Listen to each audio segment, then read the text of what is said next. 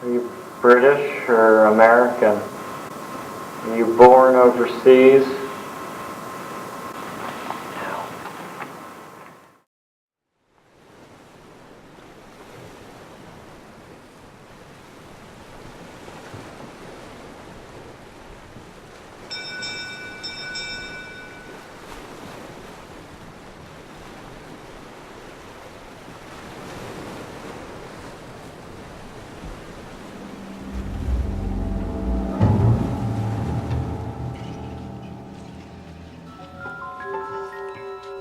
If there's someone here, can you tell us what your name is?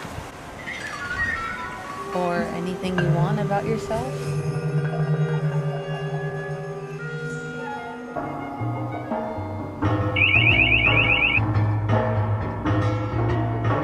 you guys hear that? Yeah. Let's go. If there's someone here, can you please make it go off as high as you can? Oh. Okay.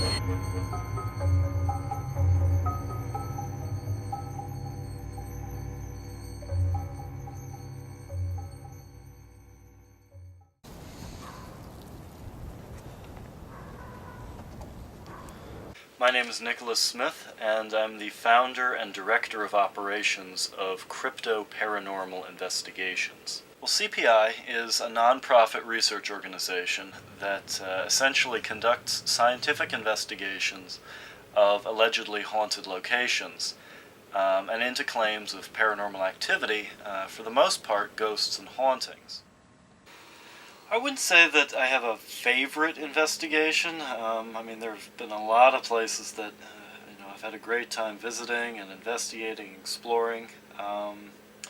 But I would definitely say one of my top 5 would be Fort Sewall in Marblehead, Massachusetts. We've done 3 investigations of the fort since 2007, when I conducted C.P.I.'s first solo investigation of the site. Nothing unusual happened that day during the investigation, but when I came back and was reviewing footage, reviewing audio from that investigation, I realized that I had captured numerous EVPs, or electronic voice phenomenon.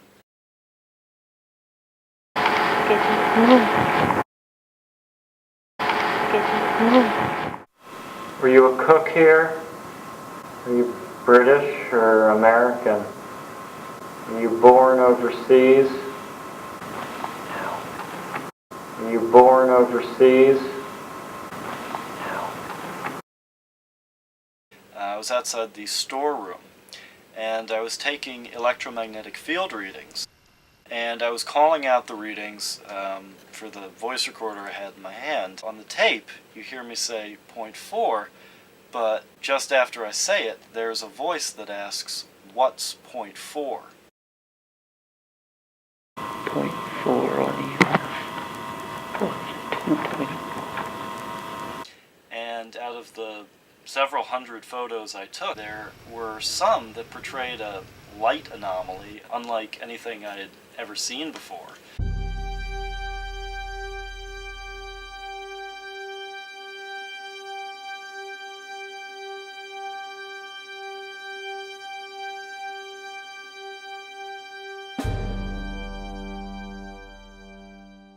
So it's been decided that we'll be conducting a 4th investigation of Fort Sewall.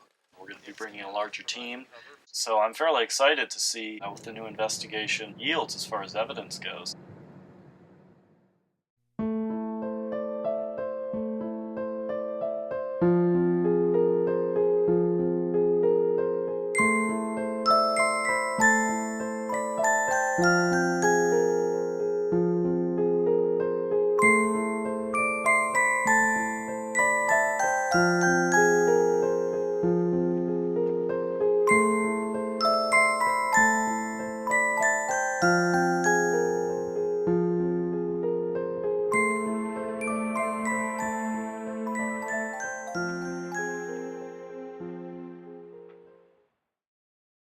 Well, the fort was first established in the early 1600s, And the geography of Marblehead really indicates why it was a perfect point of defense. It's at the mouth of the harbor, and it's raised slightly above the harbor. When Marblehead was established as a fishing station in the early 1600s, and then incorporated as a town in 1629. And sometime in that time period is when the fort was established. The other reason that Fort Sewall was a point of defense was looking out for pirates in the 1700s through really up until the American Revolution. There were real pirates that went up and down the East Coast. Alright guys, welcome to Fort Sewall. As far as equipment setup, same procedure as over there. Camera in this window and camera in the window over there facing in at an angle, and motion detectors. So this is the upper section of the fort. This door right here actually goes down to the guard room. I think actually where we came in, that would be a good place to put a camera facing the door. Face lines, EMF, whatever. Up here, just be careful because it can be muddy, it can be slippery, and if you fall, you'll be toppling into the ocean, and we don't want that. So let's head back, get command set up, get power up, and we'll start running cameras and cables. Oh, I got it.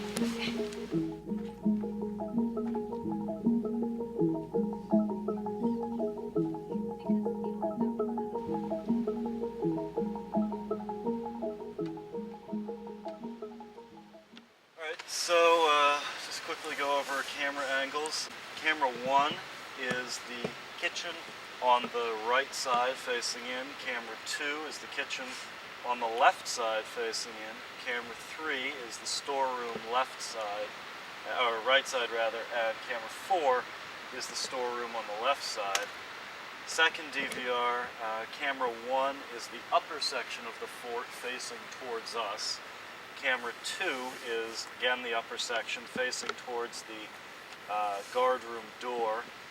Camera 3 is facing off to cover the field, and we have camera 4 to cover all of the rooms. Alright, good luck. 2.8,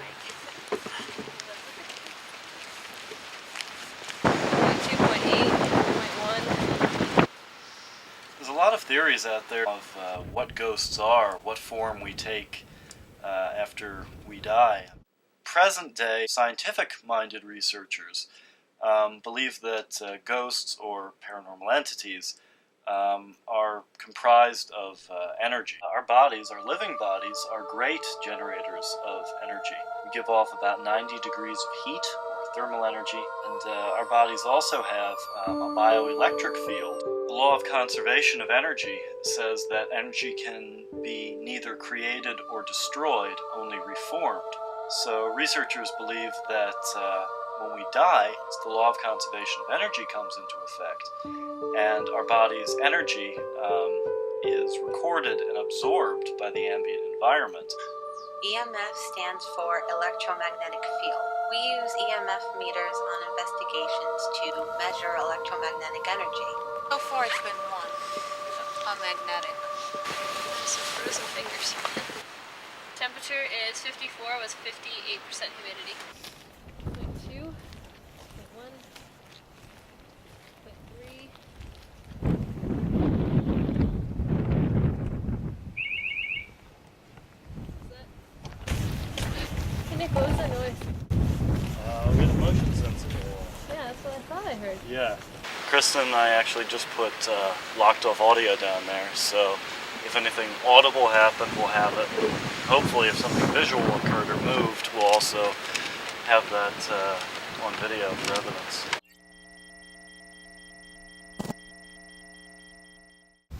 One of the most famous stories about Fort Sewall is when the USS Constitution, or Old Ironsides, was escaping from 2 British warships. She was being chased, being fired on.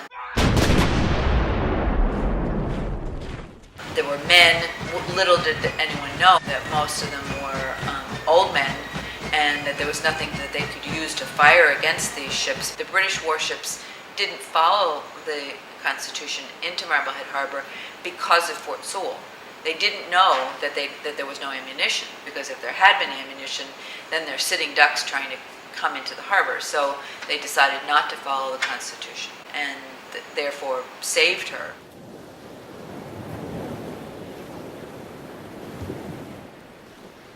Nick, Kristen, and Lee, EVP suite, outside the sealed rooms. Good evening. Is there anyone here with us tonight? Is there anyone that would like to speak with us? If there is anyone here, if you speak as loud as you can into this little red light, I will be able to hear you. If you could say something, say it on the count of 3. 1, 2, 3.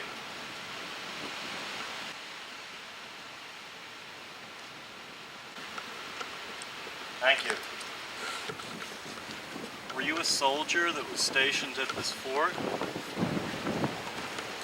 What is your rank? Are you from the area? Can you tell us the year? Now entering the upper section of Fort Sewall. Is there anyone here who would like to make their presence known? My surface temperature keeps spiking. Went to 25, now it's at 32. It's warmer here. Like this is 40. And then when I move it over here, it gets lower. 1.20. If there's someone here, can you tell us what your name is? Or anything you want about yourself?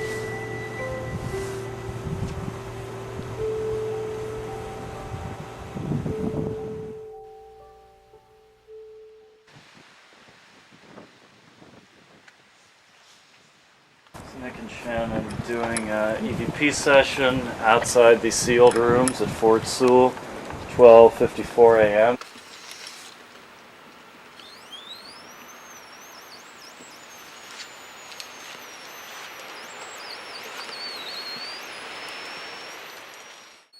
If you are here and you would like to communicate with us, these devices we have on the ground will tell us if you're present.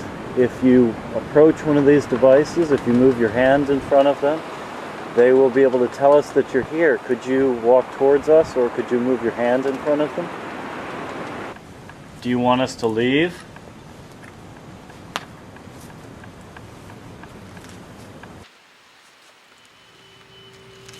If there is someone here, can you approach us? Can you walk towards us, please? We're definitely getting a high reading. And that's going up to 10. It's definitely picking something up. Is there someone here? Can you please make it go off as high as you can? Oh. Okay. If the answer to the next question is a yes, can you please make it go as high as you can possibly do it?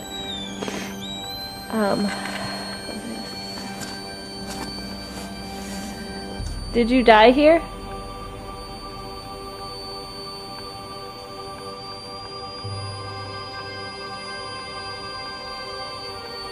Is this someone trying to make contact with us? Is there someone here with us right now? Did you work here? Can you give us a more extreme sign of your presence? Are there more than one of you?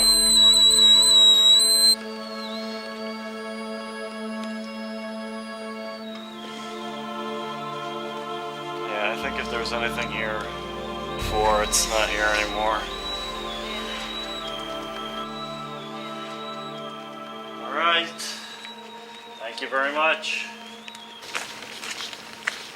Nick, Lee, and Shannon now in the upper section. Is someone here?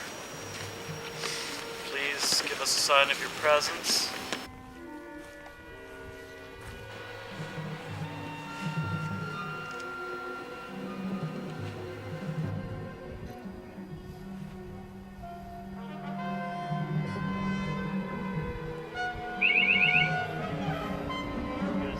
Yeah. Let's go.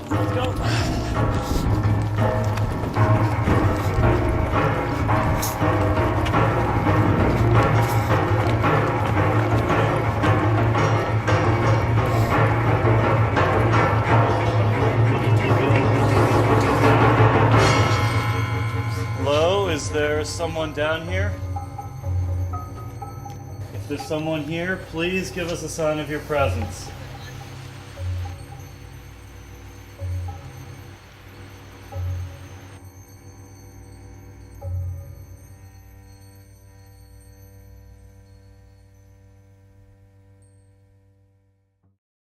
We're just getting ready to begin evidence review for the Fort Sewall investigation. Evidence review is a crucial part of the case. You have to go over every minute of your video, your audio, photographs, everything like that. You can't fast forward.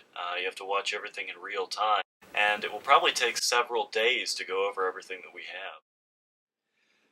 Well, we finished the review for the Fort Sewall investigation, and we actually came up with a couple pieces of interesting evidence. During the investigation itself, we did have a couple interesting things happen. One was an event where Shannon O'Neill and myself were doing EVP work outside the sealed rooms. We had placed a tri-field meter, which is a type of EMF detector, in the window of the storeroom. At one point, the meter did begin fluctuating and spiking dramatically. But what's interesting about it is that these spikes did seem to correspond directly with the questions that we were asking. Is there someone here? Can you please make it go off as high as you can? Oh. Okay. Well, the first thing that we discovered during review is actually a piece of interesting video that was recorded by our DVR system, one of the cameras we had placed in the storeroom on the right side, at around 10 o'clock at night. Some sort of white anomaly seems to manifest in that area of the room and then actually cast a shadow with the IR illuminators on the wall behind it.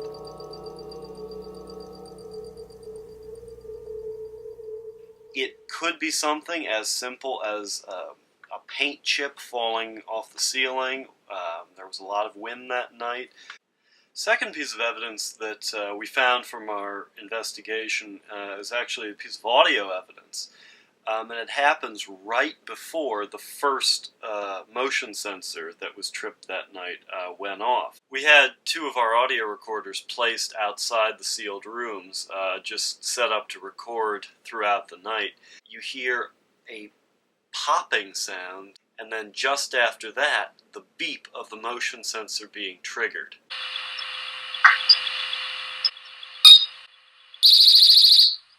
On video, you don't see a ghost tripping that motion sensor. You don't see anything. So we really can't say that an entity tripped that motion sensor. I do feel that we can say that whatever made that noise is what tripped that motion sensor. Near the end of the investigation, at a little after 4 o'clock in the morning, we did have another motion sensor that was tripped, this time outside the storeroom. The final piece of evidence that we discovered from the Fort Sewall investigation is, again, a piece of audio evidence, this time recorded again outside the kitchen. To us, the clip that was recorded sounds to be a person, can't tell whether it's male or female, moaning.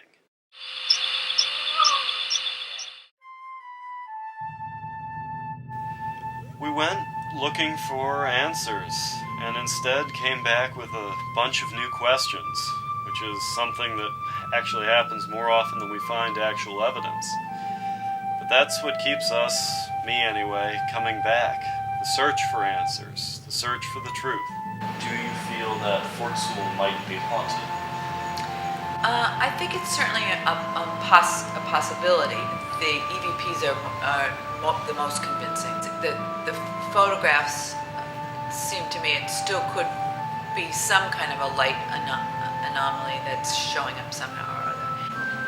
But certainly the voice is quite distinctive, quite clear, and I would say that's the most convincing evidence that there could be paranormal something